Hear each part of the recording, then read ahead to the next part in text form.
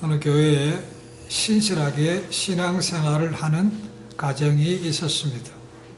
어느 날 그 가정이 목사님께 와서 이렇게 얘기합니다. 목사님, 이거 승진할 때가 됐는데 경쟁이 너무 심합니다.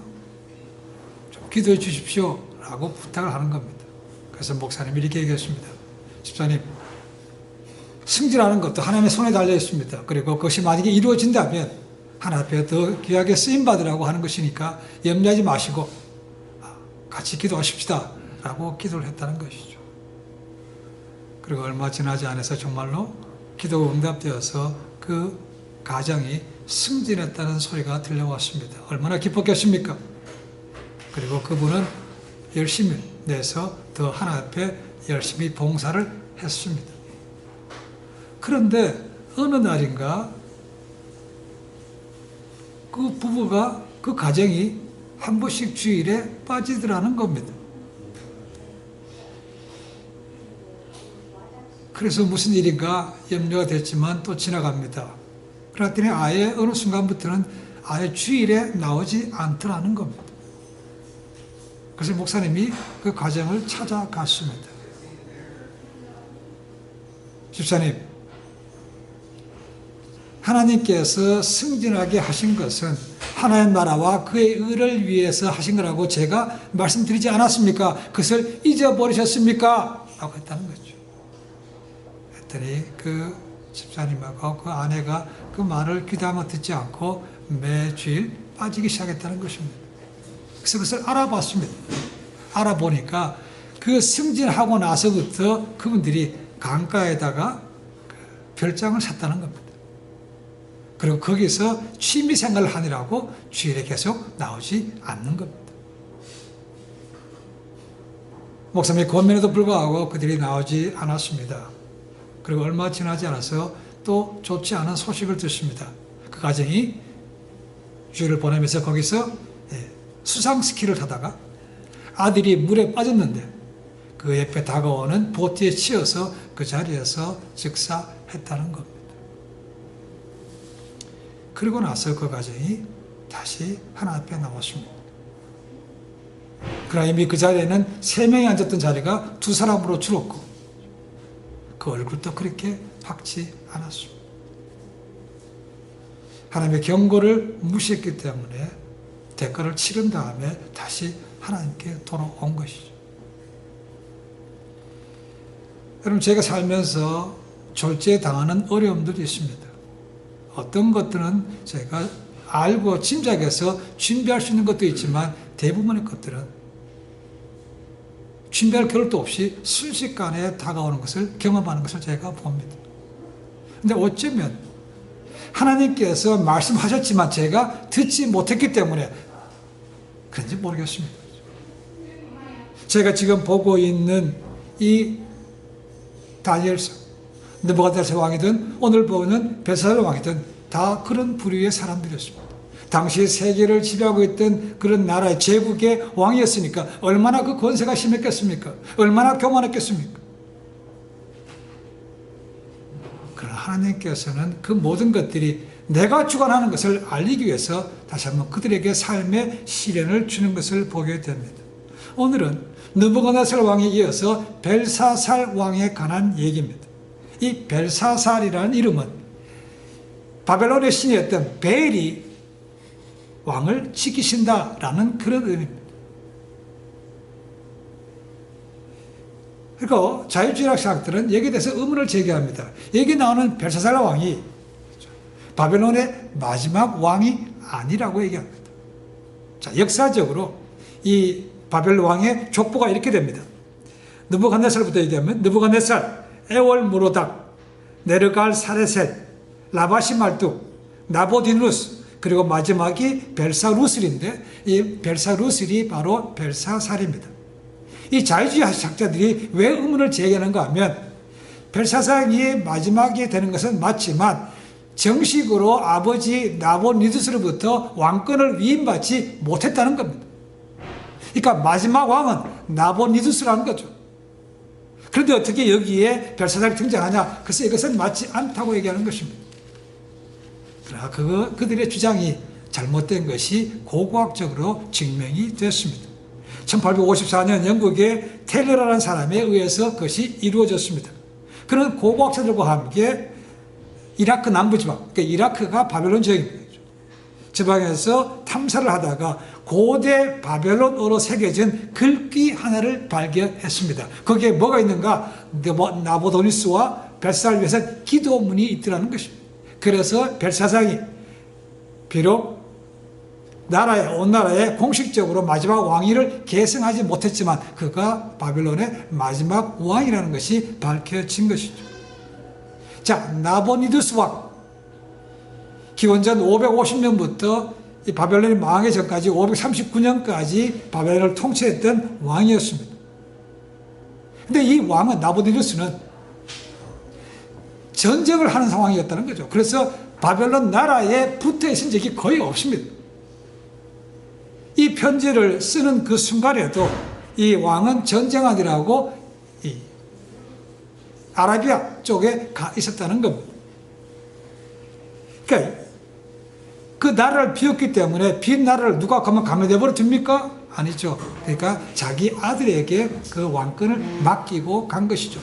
만약에 이 나보드리스가 떠나면서 아들에게 왕권을 넘기지 않았다면, 그렇죠? 어쩌면 바벨론이 더 빨리 망했는지도 모릅니다. 그러나 왕이 넘겨져 갔습니다. 아들에게, 벨사살에게. 근데 재미있는 것은 2절하고 11절 말씀 보시면 이 벨사살이 느부갓네살 왕을 부왕이라고 부르고 있다는, 아버지라고 부르고 있다는 겁니다. 벨사살의 아버지가 누구라고요? 나보니두스입니다. 근데 어떻게 느부갓네살 왕이 자기 아버지가 됩니까? 라는 거죠. 이 아람 말로 아브라는 것은 아버지라는 뜻도 있지만 좀 넓게는 조상, 선조라는 의미도 들어있다는 것입니다. 그러면 정확하게 느부갓네살과 나보드리스의 관계가 어떻게 되는가? 느부갓네살 왕의 딸이 있습니다. 그 딸의 남편이 나보드리스입니다. 그러니까 사위가 되는 것이죠. 그리고 나보드리스의 아들이 벨사살입니다. 그러니까 벨사살은 정확히 얘기하면 느부갓네살의 외손주가 되는 것이죠. 그런데 그 아브라는 단어가 선조라는 의미도 있기 때문에 포괄적으로, 보편적입니다. 그렇죠? 아버지라고 그냥 불렀다는 것입니다. 이 쓰여진 당시에도 나부디르스는 바벨론에서 멀리 떨어진 테마라는 곳에서 지내고 있었습니다. 거기서 전쟁을 준비하는 것이죠. 그들의 가장 큰 대적이 누군가?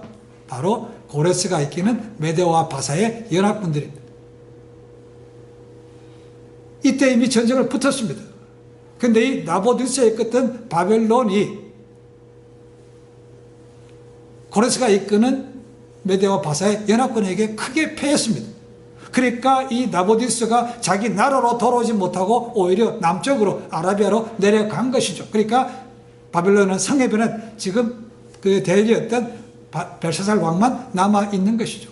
그리고 그들이 쳐들어와서 거의 주변의 큰 나라들은 다 멸하고 바벨론 성읍만 돌려싸고 있는 것입니다. 이런 위기 때에 지금 일이 벌어진 것입니다. 지금 나라 연합군이 쳐들어와서 어떻게 보면 나라가 풍전등화와 같은데 이 벨사살은 뭐하고 있다고 그러셨습니까? 잔치를 베풀고 있다는 것이죠. 그것도 1000명이나 되는 자기 귀족들을 불러다가 흥해서 큰 잔치를 베풀었다고 얘기하겠습니다. 그만큼 뭐가 믿는 것이 있다는 것이죠. 자, 지난주에 말씀드렸습니다만 이 바벨론 성읍이 얼마나 견고한 것인가. 두께가 폭이 25m입니다. 높이가 100m입니다. 그래서 이중으로 만들어진 것입니다. 그리고 성읍 주변에는 유프라테스 강이 휘어져 감고 흐르고 있습니다. 그러니까 밖에는 강물이 흐르고 잘 넘어오기 어렵죠. 넘어온다 하더라도 그 두꺼운 성벽을 무너뜨리는 것이 쉽지 않았다는 것입니다. 그것을 둘러싼 길이가 총 72km가 된다고 했습니다. 그리고 오랫동안 전쟁을 하면서부터 이 식량도 많이 준비해 놓은 것이죠. 그리고 옆에 강을 있으니까 쓱쓱 물도 그렇게 어려움이 없었다는 것입니다. 그러니까 그걸 믿고 주변에 메데와 바사 연합군이 진을 치고 포위하고 있음에도 불구하고 큰 잔치를 베풀었다는 것. 왜 베풀었겠습니까? 야, 그들이 쳐들어와 봤지만 우리나라를 끄떡없애라는 것을 자기 힘을 과시하고 싶었겠고, 또 하나는 백성들에게 사기를 북돋아주는 그런 의미도 있었을 거라고 생각합니다. 그러나 제가 보기에는 그래도 불구하고 이렇게 큰 잔치를 베푸는 것은 결코 현명하지 않다고 여겨집니다. 어쨌거나 그렇게 벌어졌습니다. 자, 1절에 보시면 큰 잔치를 베풀었다는데 이 날이 무슨 날인지 정확히 모릅니다. 이 벨사살이 왕으로 위임받은 날인 것인지 아니면 우상을 섬기는 날인 것인지 모릅니다. 그런데 헬라 성경을 히브리어 성경을 헬라 말로 번역한 70인역에는 이 날이 궁전봉헌일이라고 되어 있습니다. 궁전봉헌. 어쨌거나 그들은 정확히 알 수 없지만 그날에 1000명을 불러다가 큰 잔치를 베풀었습니다. 불러온 사람들은 1000명이나 되지만 그 외에 사람들 치면 얼마나 많겠습니까? 그리고 그들이 술을 마시고 있는 것입니다. 여기서 말하는 귀인 1000명이라는 것은 행정적으로 중요한 사람들 있을 뿐만 아니고 군대에 필요한 중요한 사람들도 다 포함됐을 것입니다. 그들까지도 불러서 지금 다 파티를 열은 것이죠. 뭐 지금도 마찬가지지만 대통령이 불렀다 하면 얼마나 큰 영광입니까? 그죠? 이 당시도 마찬가지입니다. 왕이 불렀으면 큰 잔치를 하고 같이 술을 마시기 때문에 거의 대부분 사람들이 다 참석을 하는 것이죠. 그 참석하는 것조차를 굉장히 영광스럽게 여기는 겁니다. 그러니까 이들이 전쟁에도 불구하고 모여서 함께 술을 마시고 파티를 하고 있는 것입니다. 근데 2절 보니까 그때 왕이 술을 마실 때라는 단어가 있습니다. 그죠? 문자적으로 얘기하면 포도주를 맛볼 때라는 뜻입니다. 포도주를 맛볼 때. 그런데 이 포도주를 맛볼 때라는 것은 첫 잔이 아닙니다. 그죠? 첫 번째 잔이 아닙니다. 1절에 보시면 이미 그들이 술을 마셨다고 되어 있습니다. 그리고 그 집 분위기가 무르게 가서 어느 순간에 다시 한번 잔을 들 때라는 것입니다. 그래서 많은 학자들은 이미 벨사살 왕이 좀 술에 취했다라고 보는 것입니다. 그걸 어떻게 알 수 있는가? 그 이어지는 말씀을 보면 알 수 있습니다. 처음부터 벨사살 왕이 야 가서 거기 있는 것을 가져와라고 했다면 이게 달라지는 것입니다. 근데 분위기가 무르익어서 술 좀 취한 다음에 벨사살 왕이 하는 행동이 뭔가 야 거기 우리 신전에 가서 내 부왕 느부갓네살 왕이 예루살렘에 가서 점령하고 올 때 뺏어왔던 그 금은 기명 가져오라는 것입니다. 느부갓네살 왕이 그라 잘한 대로 예루살렘을 쳤습니다. 그렇죠? 근데 보니까 거기 유대인들은 신상이 없어요. 그러니까 신상이 없으니까 신전에 쓰는 귀한 기명들을 갖다가 함께 빼앗아가지고 온 것이죠. 그리고 자기 신전에 둔 것입니다. 그런데 그 벨사살이 그것을 기억하고 가지고 오라는 것입니다. 그리고 거기다가 술을 따라 마신 것이죠. 거기에 귀족들도 있었고 자기 와이프들 그리고 첩들까지 다 나왔다는 것이죠. 그들에게 다 술을 따라 마셨다는 것이죠. 이것을 어떻게 보면 명백한 하나님에 대한 도전이라고 볼 수 있습니다. 그들이 술만 마셨습니까? 그 다음에 뭐라고 되어 있습니까? 술 마신 다음에 거기다 또 술을 따라가지고 그들이 금, 은, 동, 놋 이를 만든 우상들에게 또 위하여 했다는 것입니다. 하나님께 드리면 하나님의 거룩한 절에 쓰이는 하나님께만 사용할 수 있는 그런 귀한 금잔을 갖다가 우상 숭배하는 데 드렸다는 것입니다. 그래서 명백한 하나님의 도전인 것이죠. 그럴 때 바로 그때에 벨사살이 놀라운 것을 보게 됩니다. 그뿐만 아니고 거기 있는 모든 사람들이 다 보게 됩니다. 건너편에 있는 석회벽에서 사람 손에 나타났다는 것이죠. 그래서 손가락으로 이렇게 글씨를 쓰는 것이죠. 모든 걸 다 봤기 때문에 악기를 연주한 사람도 중단을 쓸 것이고 그 앞에서 무의들 도움을 주는 여자들도 춤을 멈췄을 것이고 모든 사람이 보고 놀랐을 것이라는 거죠. 그 중에 가장 놀란 사람은 벨사살이었습니다. 보니까 손가락이 움직여서 글씨를 쓰더라는 것이죠. 근데 손가락은 봤지만 그 손가락의 주인은 보지 못한 것이죠. 그렇죠? 그러니까 벨사살이 놀라서 얼굴빛이 변하고 너무 두려워서 덜덜덜덜 떨었다는 것이죠. 그리고는 소리를 질렀습니다. 뭐라 질렀습니까? 바벨론의 모든 지혜자들 다 불러! 그리고 저것을 읽고 해석하라는 것입니다. 누구든지 읽고 그 해석을 내게 알리는 사람에게 세 가지를 준다고 그랬습니다. 첫 번째는 이 나라의 세 번째 통치자로 삼는다고 했습니다. 그 세 번째 통치자라는 것은 두 가지 의미가 있습니다. 하나는 느부갓네살, 나보디누스, 족보가 그렇게 됩니다. 그렇죠? 근데 나보디누스 현재 왕이니까 나보디누스, 그 다음에 벨사살, 내 다음에 세 번째라는 것입니다. 또 하나는 벨사살, 그리고 벨사살 아들, 그리고 그 다음 세 번째라는 의미도 있다는 거죠. 제가 보기에는 나보디누스, 그 다음에 벨사살, 그리고 세 번째로 삼다고 얘기하고 있습니다. 그 다음에는 자주색 옷을 준다고 되어 있습니다. 자주색 옷은 왕족만 입는 아주 비싼 고급스러운 옷입니다. 우리가 예수님께서 마지막 십자가에 달리실 때 로마 군인들이 예수님을 조롱하기 위해서 황포 옷을 입혔다고 되어 있습니다. 그죠? 자주색 옷을 입혔다고 되어 있습니다. 왜 그런가? 그의 병명이, 죄명이 유대인의 왕이었기 때문에, 그래서 왕족을 나타내는 의미에서 그런 자주색 옷을 입힌 것이죠. 왕족으로 대우하겠다는 것입니다. 이것만 해석하면 세 번째는 금사슬을 준다고 되어 있습니다. 금사슬은 금으로 만든 이 목걸이 같은 거라고 생각하시면 됩니다. 오늘날의 영화 같은 데 보시면 아주 갱단들의 애들 보면 목에 주렁주렁 달고 다니지 않습니까? 그죠? 다 금으로 네모나게 만들어서 한다는 것은 그게 곧 하나님, 왕의 주권, 영광이 거기에 들어있다는 것입니다. 그러니까 이것을 읽고 해석하는 사람에게는 누구든지 상관없습니다. 그죠? 이 나라의 세 번째 높은 치료자 삶을 것이고, 왕족으로 대우해 줄 것이고, 부도 준다는 것입니다. 이 세 가지를 조건을 걸었습니다. 그런데 어느 누구도 그것을 읽고 해석하는 사람이 없더라는 겁니다. 자, 여기서 질문이 생깁니다. 그러면 그것이 분명히 그들이 알 수 있는 아람어로 쓰여질 것인데, 딴 나라 말로 쓰여진 것도 아니고 아람 말인데 왜 그들이 해석을 못합니까? 왜 읽지도 못합니까? 라는 거죠. 불이 너무 어두워서 그런가? 아닐 것입니다. 학자들은 얘기합니다. 그것은 오직 다니엘만이 할 수 있기 때문에 그들의 눈을 하나님께서 막았다는 거죠. 오직 다니엘만 한다는 것입니다.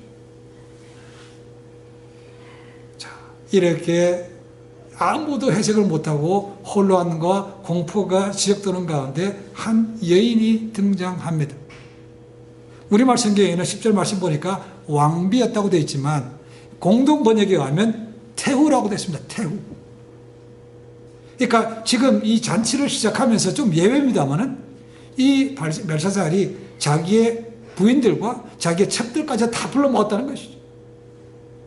근데 거기에 또 다른 왕비가 나온다는 것입니다. 그러니까 그 자기 벨사살의 아내거나 첩은 분명히 아닌 또 다른 여인인 것이죠. 그래서 누구겠습니까? 바로 자기 벨사살의 어머니였던 그 태후가 들어온 것이죠.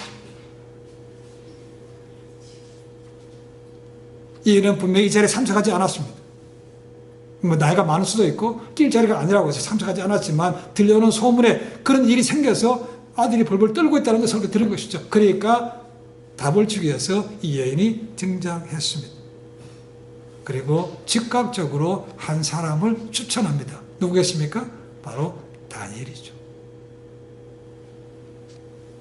아마도 이 여인은 느부갓네살의 딸입니다. 그렇죠? 당연히 아버지가 나라를 통치하실 때 이 다니엘에 대한 얘기를 수없이 많이 들었을 거라고 생각합니다. 꿈을 꿨다거나 그 7년 동안 미쳐서 살 동안에 그런 모든 얘기를 다 아버지를 통해서 들었을 것이고 그것을 이미 예언했던 사람이 누구냐? 다니엘인 것을 이미 들었을 것입니다. 그래서 이 여인이 다시 그 다니엘을 추천하고 있는 것입니다. 뭐라고 추천하는가? 이 다니엘에 대해서 첫 번째, 거룩한 신들의 영이 들어있는 사람이다 라고 그 느부갓네살 때 얘기한 것이죠. 그죠? 두 번째는 아주 뛰어난 사람이다. 지혜와 총명함이 신들과 같다. 아주 뛰어난 사람이다 라고 얘기합니다. 세 번째는 그가 모든 지혜자들의 우두머리였다고 얘기합니다. 느부갓네살이 다니엘을 부를 때 뭡니까? 박수장이라고 부르죠. 박수장, 그죠? 모든 지혜자의 우두머리였다는 것입니다. 아마도 지금은 그런 위치가 아닐 것이라고 봅니다. 지금 다니엘은 분명히 그 왕후가 추천해서 불러온 것을 봤을 때 이 잔치에 참석하지 않은 것은 분명합니다. 그죠? 그러면 그도 당연히 높은 사람이라면 참석해야 되는데 왜 참석하지 않았을까라는 겁니다. 아마도 그가 은퇴했을 거라고 봅니다. 그리고 왕이 바뀌면서부터 자연적으로 공식적인 자리에서도 물러났을 거라고 봅니다. 그리고 이때 이미 다니엘의 나이는 80이 넘은 것으로 봅니다. 느부갓네살 왕이 예루살렘을 쳐서 그들 포로 잡아갈 때가 기원전 605년이었습니다. 아마 그때 정확하게 나이는 나와있지 않지만 10대 중반으로 본다면, 15세로 본다면 그때로부터 거의 65년, 66년이 지났습니다. 그렇다면 지금 80이 넘었다는 거죠. 그러니까 80이 넘었으니까 공식 석상에서는 물러난 것이죠. 그런데 또다시 이 나라에 위기가 임하니까 왕으로부터 또 불림을 받은 것이죠. 근데 그렇게 필요한데 불렀으면 좀 잘 대우해주면 좋겠는데 이 벨사살이 뭐라고 부르고 있습니까? 야, 네가 유대에서 포로 잡아온 그 다니엘이냐고 묻습니다. 아주 기분 나쁜 청자오죠. 그 포로, 그 유대인, 네가 다니엘 맞아? 이렇게 물어보는 것이죠. 그러니까 물론 본인이 직접 경험하지 않은 것이니까 또 다르게 쓸 수 있지만 어쨌거나 이 유다 포로라는 그 신분에 대해서 부탁한다는 것이 굉장히 자존심이 상한 것이죠. 그렇게 물어봅니다. 그리고 그에 따른 소문도 물어봅니다. 네 안에 거룩한 영들이 신들의 영이 있다는데 맞아? 이렇게 물어봅니다. 아주 비꼬는 것처럼 네가 있다는데 느부갓네살 왕처럼 그렇게 있다는데 이렇게 강공에 부탁하는 것도 아닙니다. 그렇죠? 그렇다면 그 소문이 진짜 맞아? 본인한테 물어보는 겁니다. 그리고 바벨론의 지혜자들은 실패했고 그리고 네가 이것을 읽고 해석하면 약속했던 대로 너에게도 네 포로 너에게도 이 모든 것을 내가 그대로 한다고 얘기했다는 것입니다. 그런데 오늘 읽질 않았지만 다니엘이 뭐라고 합니까? 왕의 나 그런 거 다 필요 없습니다. 이 나이에 높이 올라가서 뭐 하겠습니까? 그죠? 이 나이에 목에다가 금으로 만든 거 목 디스크 걸릴 일 있습니까? 그거 필요 없으니까 딴 사람 다 주시고 그래도 불구하고 내가 왕에게 이것을 해석해 드리겠습니다 하고 얘기한 것이죠. 그러니까 해석은 다음에 봅니다. 다음 주에 봅니다. 자, 오늘 이 말씀 속에서 몇 가지 교훈을 얻을 수 있습니다. 지금 벨사살 왕에게 왜 이런 일이 일어났습니까? 라는 겁니다. 잔치를 베풀고 사람들에게 용기를 북돋우고 이렇게 하는 건 좋습니다. 그렇죠? 그런데 그가 술이 취해서 금잔을 가지고 하나님께 드릴 수 있는 거룩한 잔을 가져오라고 해서 거기다가 술을 따라 마시고 위하여 할 뿐만 아니고 그 우상들에게도 같이 했다는 것이죠. 이것은 명백한 하나님에 대한 도전이라는 것이죠. 이것을 하나님께서 알게 하신 겁니다. 내가 권세를 준 것도 내가 준 것이고 네가 한 것이 아니라는 것입니다. 근데 재미있는 것은 이 느부갓네살 왕도 교만했던 사람이고 벨사살도 교만했던 사람입니다. 근데 느부갓네살에게는 더 많은 기회가 준 것이고 다음에 보겠지만 벨사살에게는요 하나님의 진노가 즉각 임합니다. 이것이 다른 차이입니다. 그렇죠? 저희는 누구는 이렇게 빠르주고 누구는 천천히 합니까? 그건 우리가 할 수 있는 상황이 아닙니다. 분명히 하나님께서 도전하는 것에 대해서 그 권에 대해서 분명히 경고를 지금 주고 있다는 것입니다. 그래서 다른 방법으로 아무것도 없는 손만 나타나서 글씨를 썼다는 것이죠. 그런데 자기 나라 말로 써있지만 알아보는 읽지도 못하는 사람들이 전부 있다는 겁니다. 그래서 다니엘이 다시 한번 등장하게 되는 것이죠. 하나님의 명백한 도전은 분명히 대가를 치릅니다. 두 번째는 교만입니다. 계속해서 이 다니엘서 집중은 그럽니다. 느부갓네살 왕이든 벨사살이 누구든 간에 이만하면 됐고 누가 감히 우리를 더 이렇게 큰 소리 치다 보면 결국은 꼬꾸라지게 되어 있는 거죠. 하나님 앞에서 자랑하면 안 됩니다. 하나님 앞에서 높아지면 안 됩니다. 뭐 억지로라도 의도적이라도 나는 아무것도 아니고 하나님께 주셨습니다라고 하나님께 올려드리면 그것이 자기에게 복이 되는 겁니다. 또 하나 교훈을 얻을 수 있는 것은 이 술 취하지 말라는 것입니다. 술에 대한 경고입니다. 우리는 기분 좋다고 술 마시고 기분 나쁘다고 술 마시고 하여간 뭐 갖다 핑계 대는 것은 다 술 마십니다. 이래저래 술 마십니다. 그런데 술을 저도 먹어봐서 압니다만은 술을 먹으면 많이 먹으면 이 감각이 둔해집니다. 그렇죠? 그리고 이 판단력도 흐려지기도 합니다. 그래서 자신을 망칠 뿐만 아니고 다른 사람까지 해를 줄 수가 있는 것이 바로 술입니다. 그래서 성경에도 보면 하나님께서 술에 대해서, 술 취함에 대해서 많은 경고를 주고 있는 것을 볼 수 있습니다. 한국은 매년 음주 때문에 죽는 사람이 5천여 명 된다고 얘기합니다. 미국은 인구가 많은데 거의 매년 9만 명이 음주 때문에 죽는다고 말합니다. 그리고 팬데믹 기간 동안 2020년 겨울부터 22년까지 바깥으로 잘 출입 못하니까 이 술 소비량이 엄청 늘었다고 얘기합니다. 술을 많이 먹다 보니까 자연적으로 교통사고도 30%나 증가했다고 말합니다. 직접적으로 얻은 피해도 있지만 이 술 때문에 보는 간접적인 피해도 굉장히 많답니다. 그게 뭐냐, 가장 큰 거냐 하면 경제적인 손실이라고 합니다. 이 술을 취하고 그 다음에 나가면 일을 집중 잘 못하기 때문에 일의 효율이 떨어져가지고 생산성이 떨어진다는 거예요. 그리고 그들에 대해서 알코올 교육하고 이런 데 어마어마하게 도움이 된다는 거죠. 건강에도 좋지 않습니다. 그리고 술을 마시는 사람은 술을 마시지 않는 사람에 비해서 여러 가지 병들에 대해서 걸릴 확률이 7.5배나 된다고 얘기합니다. 맷집에 장사가 없는 것처럼 술에도 장사 없습니다. 처음에는 사람이 술을 마시지만 조금 지나면 술이 사람을 마십니다. 그렇죠? 그래서 알코올의 지배를 받게 되는 거죠. 잠언 20장 11절에 이렇게 되어 있습니다. 포도주는 거만케 하는 것이요 독주는 떠들게 하는 것이라. 무릇 이에 미혹되는 자에게는 지혜가 없느니라. 술을 마시면 말이 많아진다고 얘기하고 있습니다. 허황된 생각을 하게 된다고 말하고 있습니다. 쓸데없는 객기를 부린다고 말하고 있는 것이죠. 그리고 죄를 범한다는 것이죠. 그래서 잠언 23장 20절에 보면 이렇게 얘기합니다. 술을 즐겨 하는 자들과 고기를 탐하는 자들과는 더불어 사귀지도 말라고 되어 있습니다. 그러면서 23장 33절부터 35절에 이렇게 얘기합니다. 또 내 눈에는 괴이한 것이 보일 것이요 내 마음은 망령된 것을 말할 것이며 너는 바다 가운데 누운 자 같을 것이요 돛대 위에 누운 자 같을 것이며 내가 스스로 말하기를 사람이 나를 때려도 나는 아프지 아니하고 나를 상하게 하여도 내게 감각이 없도다. 내가 언제나 깰까 다시 술을 찾겠다 하리라. 술 취하면 이렇게 됩니다. 골치도 아프죠. 붕 떠 있는 것처럼 되고 정신이 없어요. 다시는 술 마셔야지. 그러니까 뭐 게임은 여기 있는 것처럼 다시 며칠 지나고 나면 또 술 마시는 것. 이것을 이미 잠언에 지금부터 3000년 전에 이미 예언해놓고 있다는 것.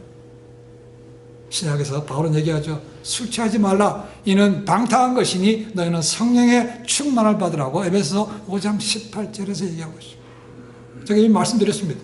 술 취한다 성령의 충만과 어근이 동사 어근이 똑같다고 그랬습니다. 뭐의 지배를 받는다. 술 취한 사람은 알코올의 지배를 받는 것이고 성령으로 충만한 사람은 성령의 지배를 받는다는 것이죠. 술 취하고 알코올에 취한 사람은 아까 말한 것처럼 구름 위에 붕 떠 있는 것처럼 있고 정신도 없고 말이 많아지고 허황된 생각을 하는 것이 당연한 것이죠. 술 마셔본 사람들은 아마 그런 경험이 있을 거라고 생각합니다. 건강도 나쁘죠. 시간도 뺏기죠. 모든 것이 손해입니다. 그런데도 또 하는 것이 얼마나 많습니까? 이 중독이라는 것이 그래서 무서운 것입니다. 처음부터 술 취하자고 아예 먹는 사람은 거의 많지 않습니다. 그렇죠? 하다 보니까 술 취해야 되는 것이죠. 자기 이성도 잃어버린 것입니다. 하나님을 대적하면 안 됩니다. 교만해서는 안 되는 것이고 그리고 술 취함에 대해서 안 되는 것이죠. 또 하나는 우리가 다른 사람에게 알려지는 것입니다. 다니엘 본인은 원하지 않았지만 늘 불려 나옵니다. 그죠? 필요하면 다니엘을 부르는 겁니다. 벨사르 왕의 어머니, 느부갓네살 왕의 딸이 뭐 필요하니까 또 그 우리 부왕 아버지가 쓰던 사람이 있는데 그 다니엘이 기가 막힌 사람인데 그 사람 불러오시면 이거 해결합니다라는 것이죠. 여러분 그리스도인은 본인이 원하든 간에 안 믿는 사람들부터 세상 사람들부터 어쨌거나 봅니다. 지켜봅니다. 그렇죠? 지켜봄을 당하고 있습니다. 어떻게 하나? 예수쟁이들 뭐 하나? 어떻게 하나? 본다는 거예요. 우리가 다른 사람에게 어떻게 임팩을 주고 있습니까? 영향력을 주고 있습니다. 예수쟁이들 잘난 척하기는 꺼적꺼적 한다고 뭐라고 얘기합니다. 그럼에도 불구하고 그래도 저 사람은 믿음이 있는 사람이라고 인정받을 수 있어야 된다는 것이죠. 요건 들어먹지만 바르게 가는 것 때문에 융통성 없다고 뭐 한다고 요건 들어먹지만 그럼에도 불구하고 믿음이 있는 사람이라고 인정을 받을 수 있어야 된다는 것이죠. 그래야 그들에게도 복음을 전할 수 있는 통로가 되는 겁니다. 그럼 우리는 지금 있는 상태에서 다른 사람에게 어떻게 보여줄 것입니까? 지금 뭐 계급을 얘기하고 직장을 얘기하고 어느 위치 그런 걸 얘기하는 게 아닙니다. 그렇죠? 최소한도 저 사람이 신실한 믿음의 사람인가는 그것을 본다는 거예요. 다니엘은 다 물러났음에도 불구하고 또다시 위기에 처하니까 또 불러온다는 것이죠.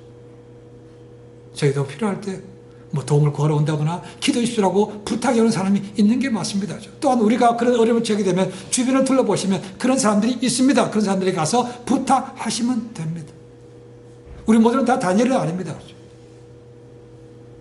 그래 다니엘과 같은 사람이 있을 수 있고 안 되면 저희가 그런 다니엘 같은 사람이 되면 되는 것이죠.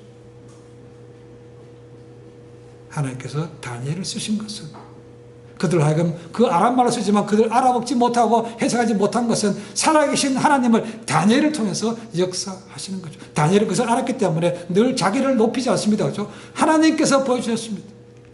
하나님께서 왕에게 경고하시는 겁니다라고 말하고 있다는 거예요. 어쩌면 우리의 삶 가운데서도 하나님께서 경고하신지 모릅니다. 너 글로 가면 안 된다. 너 그래서 그 길로 하면 똑같이 이렇게 하면 나한테 한 대 맞는다. 근데도 갑니다. 그 한 대 맞습니다. 맞고 나면 그러면 정찰례가 참 많죠. 하나님은 그렇게 되기를 원하지 않습니다.